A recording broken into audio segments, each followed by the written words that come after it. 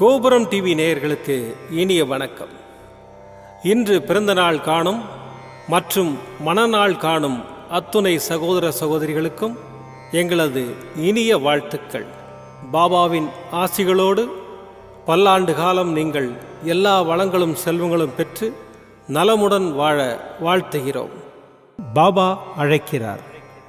அவரின் பொன்மொழிகளை கேட்பதற்காக, நம் பிரச்சனைகளை தீர்த்து வைக்கும் அற்புதமான கூட்டு பிரார்த்தனை செய்வதற்காக, மேலும் மனம் ஒருநிலைப்படவும் மனம் அமைதி பெறவும் அற்புதமான தியானம் செய்யவும் பாபா அழைக்கிறார்.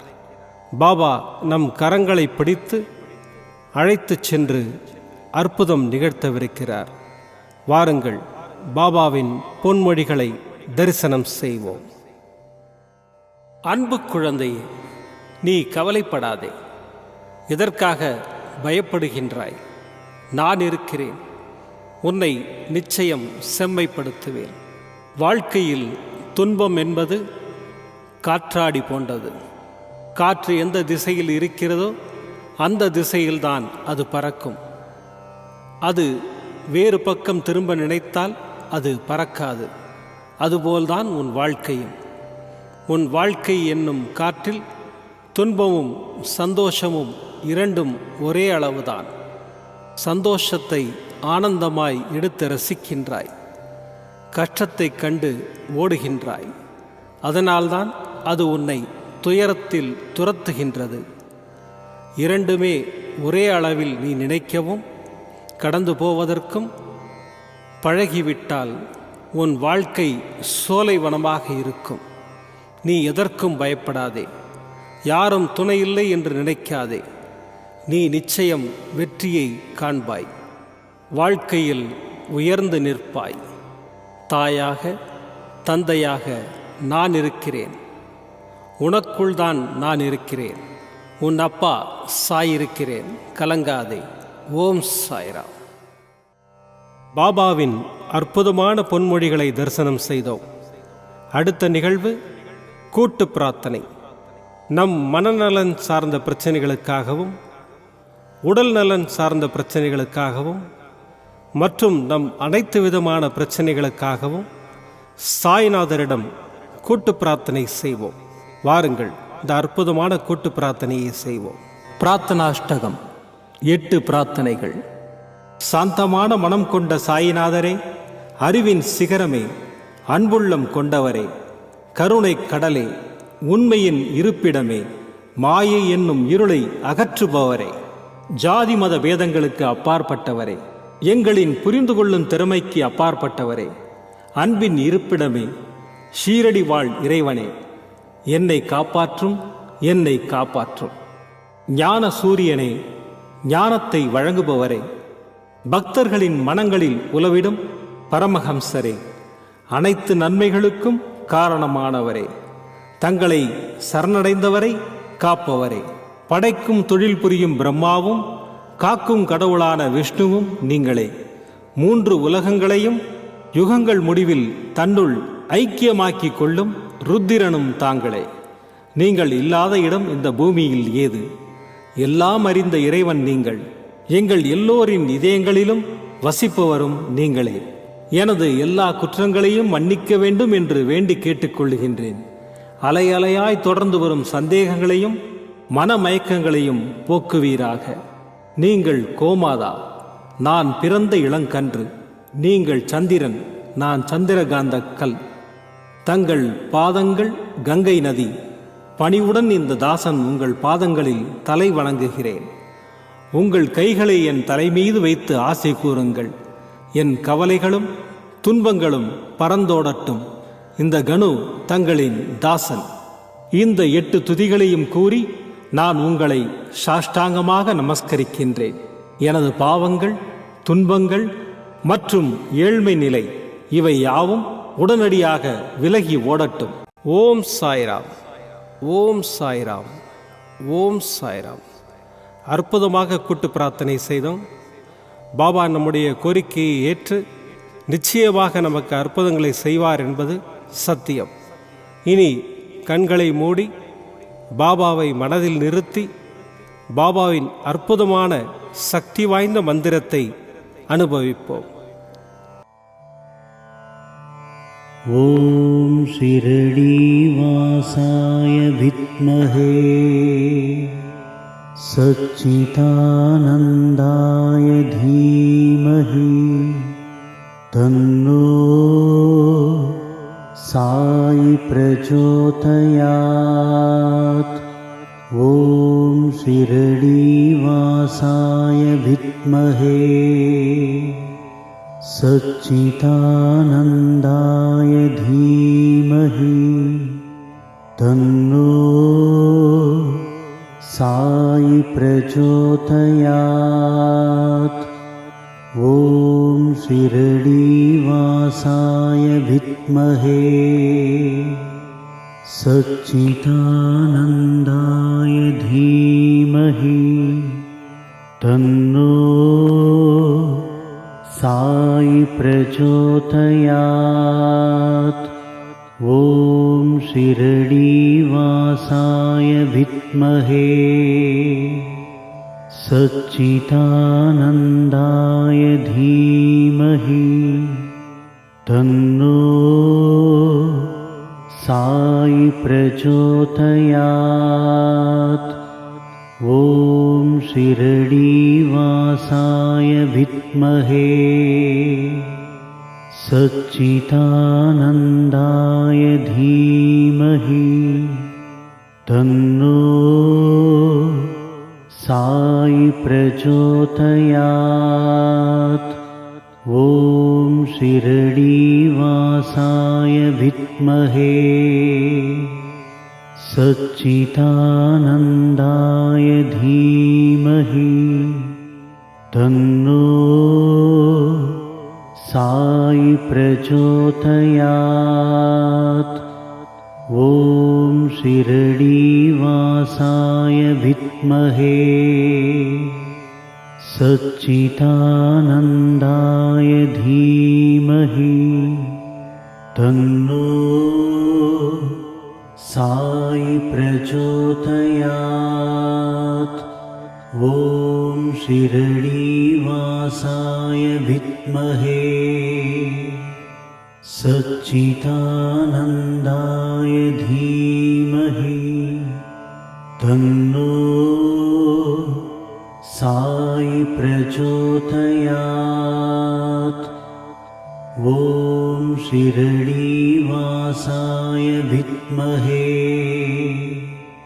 சச்சிதானந்தாய தீமஹி தன்னோ சாயி பிரச்சோதயாத். ஓம் ஷிரடி வாசாய வித்மஹே சச்சிதானந்தாய தீமஹி தன்னோ சாயி பிரச்சோதயாத். ஓம் ஷிரடி வாசாய வித்மஹே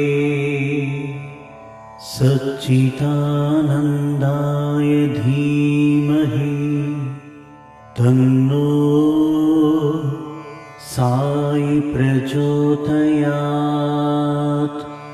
ஓம் ஷிரடி வாசாய வித்மஹே சச்சிதானந்தாய தீமஹி தன்னோ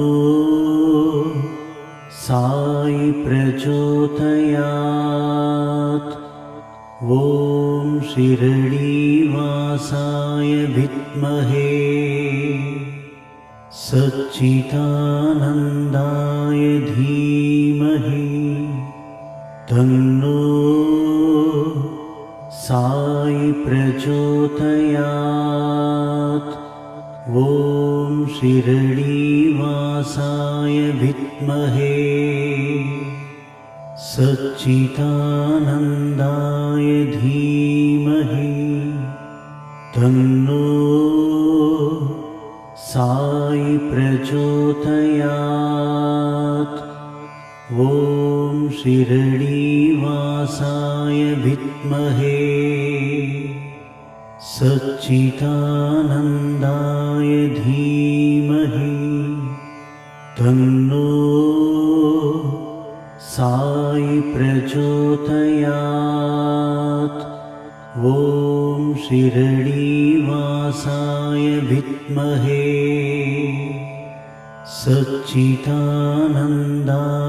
धीमहि तन्नो साई प्रचोदयात्। ॐ शिरडीवासाय विद्महे सच्चिदानन्दाय धीमहि तन्नो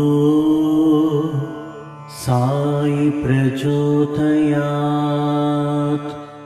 ॐ शिरडीवासाय विद्महे सच्चिदानन्दाय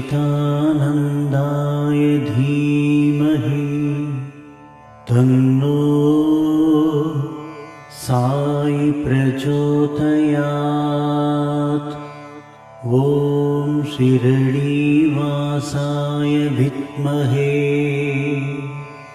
सच्चिदानन्दाय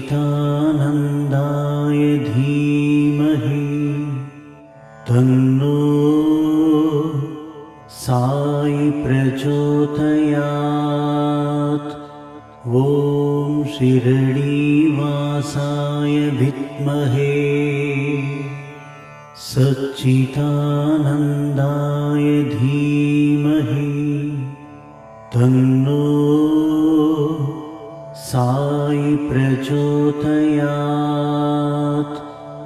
ॐ शिरडीवासाय विद्महे सच्चिदानन्दाय धीमहि तन्नो साई प्रचोदयात्। ॐ शिरडीवासाय विद्महे सच्चिदानन्दाय धीमहि तन्नो साई प्रचोदयात्। ॐ शिरडीवासाय विद्महे सच्चिदानन्दाय धीमहि तन्नो साई प्रचोदयात्। ॐ शिरडीवासाय विद्महे सच्चिदानन्दाय धीमहि तन्नो साई प्रचोदयात्। ॐ शिरडीवासाय विद्महे सच्चिदानन्दाय धीमहि तन्नो साई प्रचोदयात्। ॐ शिरडीवासाय विद्महे सच्चिदानन्दाय धीमहि तन्नो साई प्रचोदयात्। ॐ शिरडीवासाय विद्महे सच्चिदानन्दाय धीमहि तन्नो साई प्रचोदयात्। ॐ शिरडीवासाय विद्महे सच्चिदानन्दाय धीमहि तन्नो साई प्रचोदयात्। ॐ शिरडीवासाय विद्महे सच्चिदानन्दाय धीमहि तन्नो साई प्रचोदयात्। ॐ शिरडीवासाय विद्महे